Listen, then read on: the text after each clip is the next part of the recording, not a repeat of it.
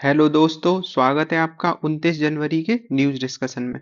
तो इसमें हम जो महत्वपूर्ण आर्टिकल डिस्कस करेंगे आज के, पहला आर्टिकल है इंदौर और उदयपुर को लेकर। इंदौर और उदयपुर दुनिया के 31 वेटलैंड जो मान्यता प्राप्त अभी शहरों की सूची आई है, उसमें शामिल हो गए हैं। तो अभी हुआ क्या है, जैसे हम वेटलैंड के लिए एक पहले से जानते हैं कन्वेंशन कौन सा है, रामसर। तो रामसर साइट होते हैं। अब रामसर साइट की तरह ही ये क्या है, पूरे उसमें कोई साइड होती है, कोई एक झील है, कोई एक तालाब, ऐसी चीज होंगी। पर इसमें क्या है, दुनिया के पूरे जो 31 अभी शहर हैं, उन शहरों को वेटलैंड के रूप में मान्यता प्राप्त किया गया है। तो अपने यहाँ से कौन से हैं? इंदौर है, और इंदौर के बाद उदयपुर है। भोपाल को भी लिस्ट में शामिल करने के लिए भेजा गया था, पर वो हुआ नहीं है इस बार। तो इंदौर और उदयपुर शामिल हुए हैं। अब इस बार 31 हुए हैं, पर टोटल जो सिटी ऐसे हो चुके हैं, वो कितने हो चुके हैं? 74 ऐसे पूरे दुनिया में शहर हैं जो वेटलैंड शहर हैं। अब होता क्या है, इंदौर और उदयपुर क्यों किए गए हैं कि इंदौर में सिरपुर झील है, जो कि एक रामसर साइट है। तो वो फेमस है, यहाँ पक्षी अभयारण्य भी है ये वाले एरिया में। साथ ही उदयपुर तो वैसे ही फेमस है, क्योंकि उदयपुर में 5 प्रमुख आर्द्र भूमियों से उदयपुर घिरा हुआ है। तो उदयपुर के आसपास कैसी है, 5 प्रमुख वेटलैंड पहले से है रामसर साइट्स। इनमें पिछौला पिछौला, फतेह सागर, रंग सागर, स्वरूप सागर और दूध तलाई, ये कुछ वेटलैंड एरिया है जो कहाँ पे है, उदयपुर के आसपास है। तो ये दोनों जो शहर हैं, काफी यहाँ पे वेटलैंड है। तो इन शहरों को क्या किया गया है, वेटलैंड शहर घोषित किया गया है। अब वेटलैंड सिटी मान्यता कैसे दी जाती है? तो पहले क्या था, 1971 में क्या आया था, रामसर आया था। 1971 में कन्वेंशन आया था रामसर साइट्स का। फिर हुआ क्या, उरुग्वे का एक समझौता हुआ था उरुग्वे दौर में। तो उरुग्वे में क्या हुआ, रामसर कन्वेंशन हुआ था 2015 में उरुग्वे में। तो इंपॉर्टेंट है, याद रखना है इसे। उरुग्वे में 2015 में एक कन्वेंशन हुआ था, को जो 12 था किसका, रामसर वाले का। तो इसमें ही ये मान्यता दे दी गई थी कि हम वेटलैंड जो सिटी होंगी उन्हें भी मान्यता दिया करेंगे। पर मान्यता केवल उन शहरों को मिलेगी जो 6 प्रकार के मानदंड को पूरा करेंगे। अब 6 प्रकार के मानदंड में जो प्रमुख प्रमुख है वो देखते हैं।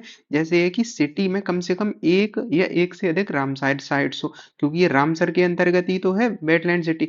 तो एक या एक से अधिक क्या होनी चाहिए, रामसर साइट्स होनी चाहिए। अब उदयपुर में तो 5 है। उसके बाद है, सिटी में कुछ अच्छे स्टेप लिए हो, किसके लिए, रामसर साइट्स के कन्वेंशन मतलब वेटलैंड के लिए अच्छे स्टेप लिए हो। शहरीकरण तो शहरों में होगा ही, साथ साथ जो आर्द्र भूमि है उनका संरक्षण भी किया जाना चाहिए। तो आज शहरीकरण के साथ साथ आर्द्र भूमि होनी चाहिए। लोगों को शहर में जागरूक किया गया हो, और लोकल एक समिति बनाई गई हो जो वेटलैंड के संबंध में, जो आर्द्र भूमि है उनके संरक्षण के लिए काम करेगा। अब ये दर्जा कैसे दिया जाता है, तो ऐसा नहीं है कि एक बार दर्जा दिया गया और हमेशा के लिए रहा। 6 साल के लिए दर्जा दिया जाएगा, उसके बाद जांच की जाएगी, अगर दोबारा सही है तो आगे दे दिया जाएगा। अब सर्वाधिक सिटी कहाँ पे है, ये रामसर साइट्स के नहीं है, ये कौन से हैं, वेटलैंड सिटी जो पूरे हैं, मतलब वो रामसर साइट्स वाला है वो अलग होता है। तो ये सिटी वाले में सबसे ज्यादा साइट कहाँ पे है, जो सिटी है वो चाइना में है। तो ये हमने देखा। अब रामसर कन्वेंशन के साथ हम पढ़ते हैं तो एक मॉन्ट्रेक्स रिकॉर्ड और पढ़ते हैं। तो रामसर एक अंतर सरकारी संगठन है। तो इसमें क्या है, एक संगठन है रामसर, जो क्या करता है, आर्द्र भूमियों के संरक्षण के लिए दुनिया भर में काम करता है। अब इसी का एक रिकॉर्ड है मॉन्ट्रेक्स रिकॉर्ड। तो रामसर सूची के हिस्से के रूप में ये काम करता है। ये क्या है, आर्द्र भूमियों की सूची तैयार करना, रजिस्टर है। यहाँ पे मेन बात है, इन दोनों में अंतर क्या होता है रामसर से मॉन्ट्रेक वाले में। तो इनमें अंतर यही है कि रामसर की जो साइटें होती हैं, अगर उनमें कोई चेंज आ रहा है, चेंज का मतलब कोई परिवर्तन हो रहा है या होने जैसी समस्या है, जैसे प्रदूषण हो, मानवीय हस्तक्षेप हो, तो मॉन्ट्रेक्स में डाल दिया जाएगा।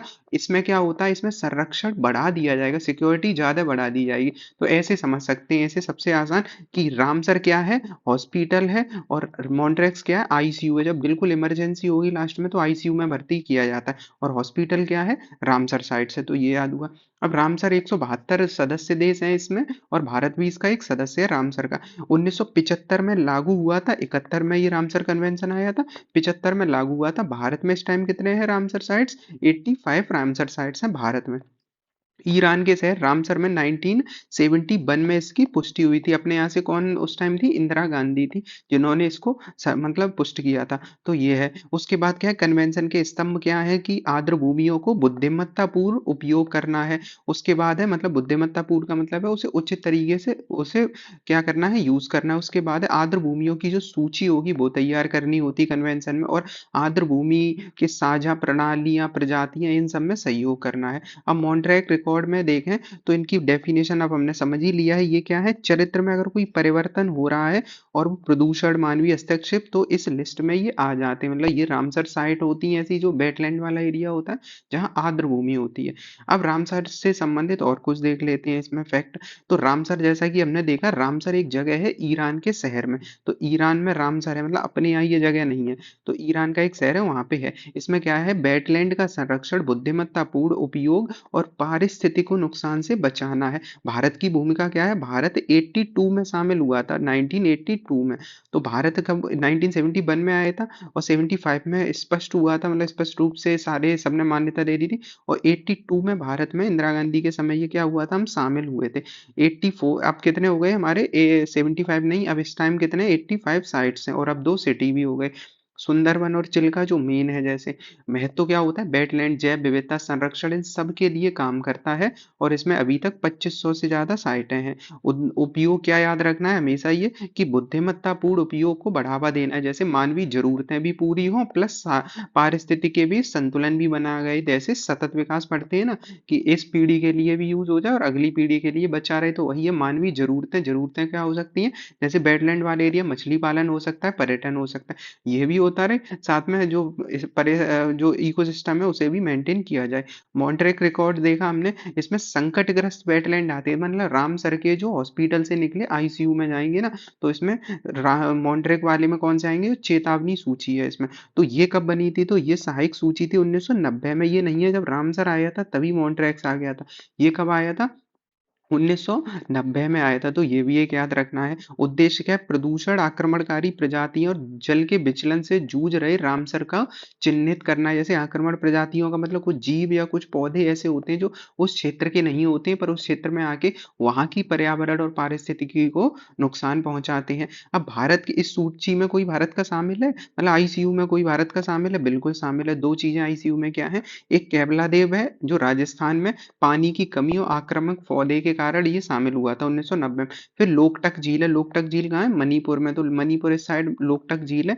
और यहाँ पे फुमड़ी तैरने वाले द्वीप पाए जाते हैं। यहाँ पे फेमस क्यों है ये, यूपीएससी में आ चुका है। यहाँ पे डांसिंग डियर पाई जाती है, डांसिंग डियर, क्योंकि यहाँ पे फुमड़ी ऐसे है, जैसे वेटलैंड वाला पूरा एरिया, वहाँ घास के पैचेस ऐसे पाए जाते हैं। तो जो डियर होती है वो इधर उधर कूदती है, तो उसे ही कहते हैं डांसिंग डियर। तो फुमड़ी यहाँ पे पाई जाती है। हाइड्रो पावर प्रोजेक्ट के कारण यहाँ पे ये शामिल हुआ था।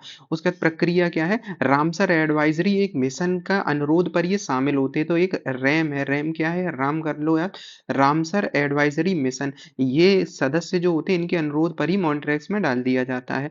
कोई सजा वजह नहीं है, बस क्या होता है, वैश्विक सहायता मांगी जाती है, जैसे फंड, विशेषज्ञता, ताकि उस जो आईसीयू वाली चीज है उसे सही किया जा सके।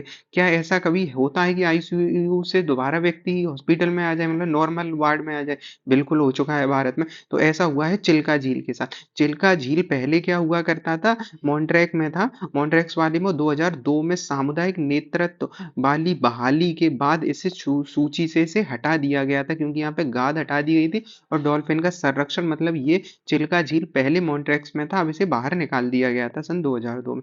तो ये भी है इसमें। अब रामसर और मॉन्ट्रेक्स के बारे में देख लिया। इसमें 85 साइड है और इसमें अभी भारत की केवल दो है मॉन्ट्रेक्स में, कौन सी, केवलादेव और लोकटक। और अभी देखा हमने चिल्का झील पहले हुआ करती थी, अब वो बाहर आ चुकी है। तो ये है इसमें। यूपीएससी के लिए क्या आ सकता है कि एक तो सतत विकास लक्ष्य पूछा जा सकता है, तो एसडीजी 6 जो स्वच्छ जल से संबंधित है और 13 जो जलवायु परिवर्तन से संबंधित है, दोनों वेटलैंड के लिए जरूरी है क्योंकि ये कार्बन स्टोर करते हैं। आर्थिक महत्व क्या है, लोकटक झील के बारे में जैसे देखें, यह 1 लाख से ज्यादा मछुआरों को ये रोजगार देता है। और सुंदरबन के जो वेटलैंड वाला एरिया है वो चक्रवातों से बचाता है, तो ये काफी फेमस रहेगा। भारत ने कोई पहल स्टार्ट करी है अगर पूछ ले इससे जोड़ के, तो बिल्कुल अमृत धरोहर योजना है। रामसर साइट्स को इको टूरिज्म बनाना है, अमृत धरोहर योजना 2023 की है। रामसर को क्या इको टूरिज्म बनाना है। साथ ही वेटलैंड बहाली के लिए राष्ट्रीय जलीय पारिस्थितिक संरक्षण योजना भी बनाई गई है। और ये राम वाला भी हमने देख ही लिया, वैश्विक एडवाइजरी मिशन है जिसके कहने पे ये होता है। रामसर के बारे में देख लिया, मॉन्ट्रेक्स क्या, आईसीयू हमने देख लिया। और भारत का एक गौरव, मतलब भारत की एक उपलब्धि क्या है, चिल्का को हमने इस लिस्ट से बाहर निकाला था, मॉन्ट्रेक्स से फिर से रामसर में। तो ये हुआ। अब आर्द्र भूमि के बारे में देख लिया, तो आर्द्र भूमि में कैसे दलदली एरिया, फेन पीटलैंड पानी क्षेत्र, मतलब जहाँ कहीं भी पानी स्थिर हो, चलता पानी हो, अमूमन स्थिर हो और कुछ पानी भरा रहता हो ज़्यादातर साल के महीनों में, मतलब 6 से 8 महीने, तो उस एरिया को वेटलैंड के रूप में हम क्या करते हैं, मानते हैं। कृत्रिम हो सकता है ये क्षेत्र, प्राकृतिक, स्थायी, अस्थायी कैसा भी हो सकता है। स्थिर जल हो चाहे बहता जल हो, ताज़ा जल हो चाहे खारा जल हो, नमकीन हो या मीठा हो। तो ये डेफिनेशन में ही शब्द डाल सकते हैं कि रामसर में स्थिर जल हो चाहे बहता हो, ताज़ा हो या खारा हो या मतलब मीठा, कैसा भी जल हो, पर वो माना जाएगा रामसर का। समुद्र मीटर ऊंचाई कितना होना चाहिए, मतलब पानी की जो मीटर की ऊंचाई होनी चाहिए वो 6 मीटर से ज्यादा ज्वार के समय गहराई नहीं होनी चाहिए, मतलब इससे ज्यादा गहरा नहीं होना चाहिए, 6 मीटर से ज्यादा ये एरिया। तो आर्द्र भूमि वाला हमने ये वाला डेफिनेशन भी देख ली इसमें। अब आर्द्र भूमि के महत्व क्या होते हैं, तो ये जल को स्रोत के रूप में, यहाँ पे क्या होता है, जो वर्षा जल होता है उसका अवशोषण होता है, जमीन में पानी जो कि यहाँ भरा रहेगा तो नीचे जमीन के अंदर पानी आके जल के स्रोत को बढ़ा देता है। बाढ़ और तूफान में बफर का क्षेत्र करेगा। अब बाढ़ का पानी इस एरिया में काफी एब्जॉर्ब हो सकता है कि नहीं, ऐसे ही बर्फ, ज्यादा वर्षा हो, बर्फ पिघलने के कारण जो एक्स्ट्रा पानी आए वो यहाँ पे आराम से भरा रह सकता है। जल शोधन, चूंकि एरिया में पानी रहता है तो पौधे काफी होते, तो वो प्रदूषकों को फंसाकर जल का शोधन कर देते, मतलब पौधे क्या करते, जल को फिल्टर करते हैं। कई सारे पौधे हैं ये जल को फिल्टर करने का काम करते, और ये प्रवासी पक्षियों का घर हुआ करता है। ये आज का ही मैप है, ये वेटलैंड का, मतलब रामसर का, जो रामसर साइट की साइट्स पे ये डला है, तो ये दुनिया भर के हर एक क्षेत्र में जैसे दिख रहे हैं। अब यहाँ पे अंदाजा लग रहा है कि यूरोप वाले कंट्रियों में सबसे ज्यादा दिख रहे हैं रामसर वाले क्षेत्र। अब इसमें अगर हम इंग्लैंड वाले एरिया को देखें, यूके में, तो सारे मतलब सबसे ज्यादा जो एरिया है वो इधर ही दिख रहे हैं। उसके बाद है मैक्सिको के आसपास वाले एरिया में। तो ये आज का इंडिया में कितने हैं, 85 अभी रामसर साइट्स हैं। अब अगला है केरल में एक उच्च प्रोफाइल हत्याकांड हुआ था, उसमें पैराक्वाट का उपयोग किया गया था। तो इसमें क्या हुआ था, एक गर्लफ्रेंड ने बॉयफ्रेंड को पैराक्वेट के कारण देने से मार दिया था, तो उसे अभी मृत्युदंड की सजा दे दी गई है। तो पैराक्वाट क्या है ये देखते हैं। तो पैराक्वाट एक खतरनाक शाकनाशी है, मतलब जो पेड़ पौधे और घास हो जाती है खेतों में, उसे शाक को नाश करने के लिए होता है, घास को खत्म करने के लिए, तो उसे यूज किया गया है। तो पैराक्वाट जो होता है डाइक्लोराइड या मेथिल बायोलोजेन के रूप में पाया जाता है। तो पैराक्वाट डाइक्लोराइड और मेथिल बायोलोजेन के रूप में पाया जाता है। यह अत्यधिक विषाक्त है और ज्यादातर दुनिया के देशों में प्रतिबंधित है, जैसे कि यूरोप में और चाइना तक में ये प्रतिबंध है। दुनिया के 70 देशों में ये प्रतिबंध है। भारत में क्या है इसकी स्थिति, तो केंद्रीय जो कीटनाशक बोर्ड है उसके अधिनियम के तहत 68 के तहत पैराक्वाट है, उसे उपयोग पर नियंत्रण है, मतलब आम जरूरतों के लिए नहीं मिल सकता है, तो नियंत्रित है भारत में भी, पर प्रतिबंधित नहीं है भारत में। उपयोग हमने देख ही लिया। वर्गीकरण WHO में भी ये खतरनाक माना गया है। अगला है एयर इंडिया के एयर शो के वाले, मतलब एशिया का सबसे बड़ा एयर शो हो रहा है, 2 साल के बाद होता है। तो एयर शो है एयरो इंडिया, कहाँ पे, बेंगलुरु में ही हर साल होता है। तो बेंगलुरु में 10 से लेकर 14 फरवरी के बीच आयोजित हो रहा है। 15 देश आ रहे हैं इसमें जो भाग लेंगे।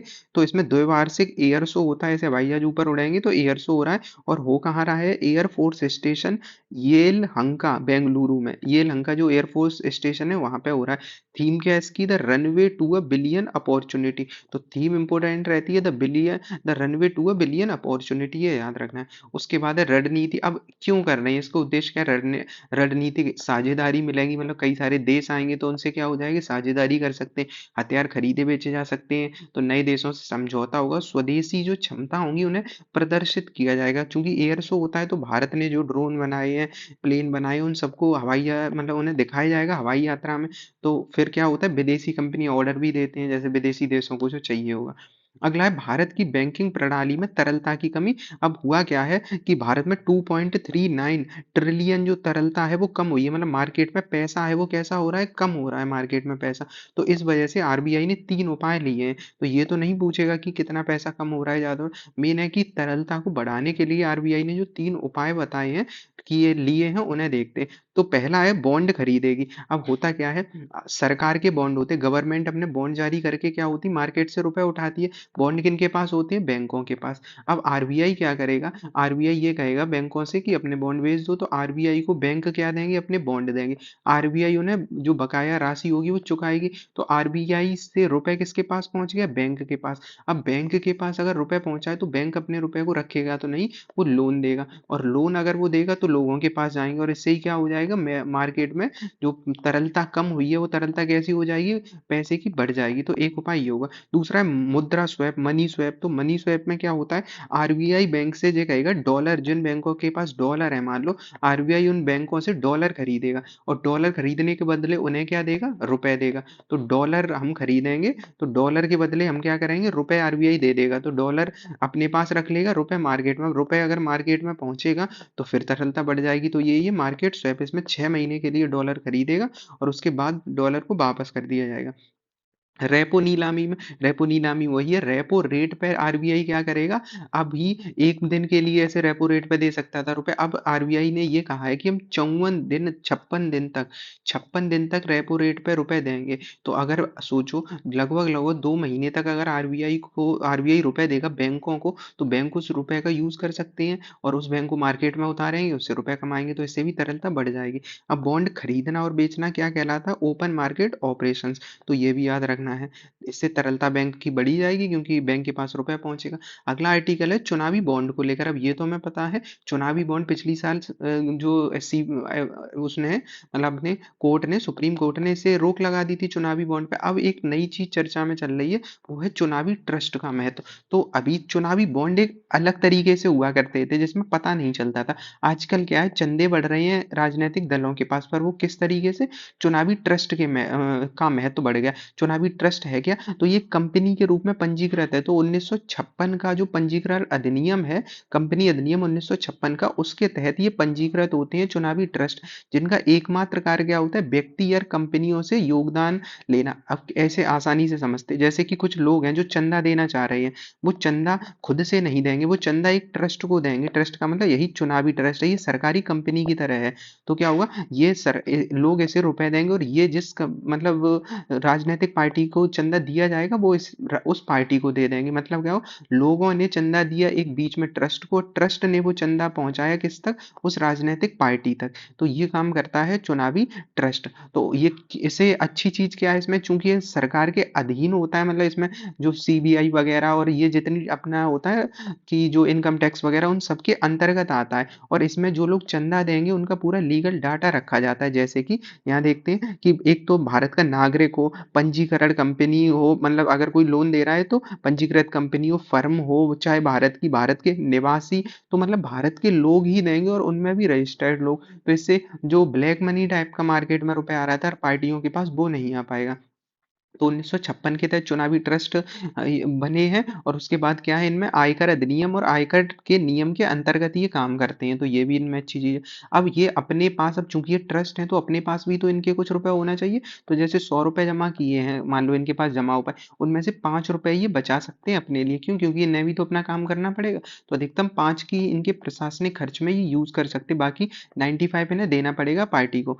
जन प्रतिनिधित्व अधिनियम जो 1951 का है, जो चुनाव से संबंधित होता है राजनीतिक दलों से, उसके अंतर्गत ये पंजीकृत भी है, मतलब पंजीकृत राजनीतिक दल को ये मिलता है कौन सा, चुनावी ट्रस्ट के तहत रुपए। रिकॉर्ड इनका सबका रखा जाता है। तो ये देख लिए अंतर क्या है इनमें। तो ये कंपनी अधिनियम के अंतर्गत चुनावी बॉन्ड तो खत्म ही हो चुका, तो इसका तो मतलब ही नहीं। चुनावी ट्रस्ट अगर पूछा जाएगा तो कंपनी अधिनियम के अंतर्गत है। नियंत्रण चुनाव आयोग और आयकर विभाग का होता है। सोचो, जिस पे चुनाव आयोग का नियंत्रण हो और आयकर विभाग का निरीक्षण हो, तो वो चीज कैसी होगी, ट्रस्ट थोड़ी सही होगी। इसमें विभिन्न स्रोतों से दान एकत्र करना होता है और उन्हें राजनीतिक दलों में वितरित कर दिया जाता है। दाता ट्रस्ट के माध्यम से दान में कर की कटौती प्राप्त करते हैं। अगर कोई दान देता है तो उसे टैक्स में छूट भी दी जाती है, मतलब सरकार देती है। ट्रस्ट धन एकत्र करते हैं। ये ट्रस्ट क्या करते हैं, धन को सब जगह से इकट्ठे करेंगे लोगों से लेके और फिर राजनीतिक दलों में बांट देते हैं। दाताओं की पहचान सार्वजनिक रूप से प्रकट की जाती है इसमें, क्योंकि